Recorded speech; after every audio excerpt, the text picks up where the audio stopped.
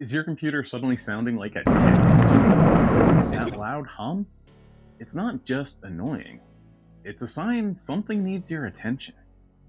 Here are 3 common reasons your computer gets louder. 1. Dust buildup. Fans get clogged, they have to work harder, and they make more noise. 2. Too many programs. If you've got 20 tabs and 3 video calls running, yeah, your system's gonna panic. And 3. A failing fan. If it's grinding or rattling, you've got a hardware issue coming your way. So what can you do about it? Well, give it a gentle clean. Compressed air works wonders.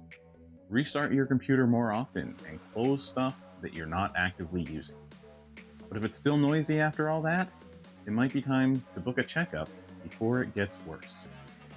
Follow along for more simple tech tips that actually make life easier. This is Tony from Why Not Tech Services.